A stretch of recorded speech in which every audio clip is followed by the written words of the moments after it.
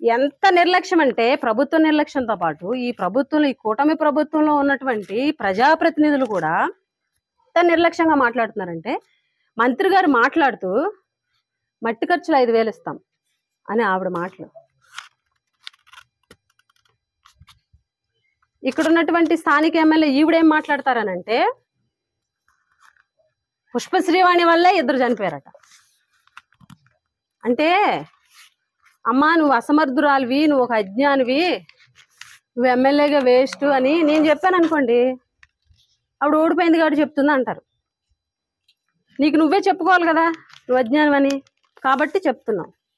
2017లో complete అయింది school. 2019 అక్టోబర్లో మేము ఆ స్కూల్ని షిఫ్ట్ చేయడం జరిగింది. మొన్న విజిట్కి వచ్చినప్పుడు అక్కడ ఎవరో ఒక lecturer, I think Tavit Naidu, ఆయన చెప్పాడని చెప్పి స్కూల్ మేము వద్దన్నా షిఫ్ట్ చేస్తారని ఆయన చెప్పాడని ఆ రోజు నుంచి అది పట్టుకున్నావు నువ్వు. ఒక స్టేట్మెంట్ మనం ఇచ్చేటప్పుడు దాని హిస్టరీ తీసుకోవాలా. అసలు స్కూల్ ఎప్పుడు స్టార్ట్ అయింది, దానికి జీవో ఎప్పుడు వచ్చింది, ఆ బిల్డింగ్స్ ఎప్పుడు స్టార్ట్ అయ్యి, ఎప్పుడు అడ్మినిస్ట్రేటివ్ శాంక్షన్ వచ్చింది, ఎప్పుడు టెక్నికల్ శాంక్షన్ వచ్చింది, ఎప్పుడు అగ్రిమెంట్ అయింది, బిల్డింగ్ ఎప్పుడు స్టార్ట్ అయింది, ఎప్పుడు కంప్లీట్ అయింది, స్కూల్ ఎప్పుడు షిఫ్ట్ చేశారు అన్నది తెలుసుకొని మాట్లాడాలి.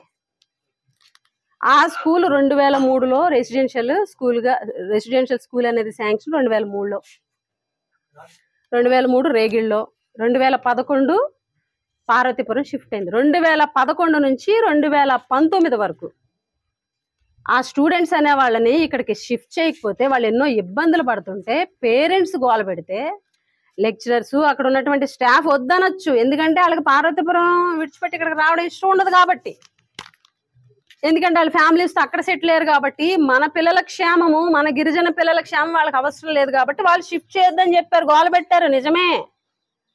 కానీ 6 ఏళ్ల క్రితం షిఫ్ట్ చేసినటువంటి స్కూల్కి మీరు బాధ్యులు అని చెప్పడం నిజంగా సిగ్గుచేటు.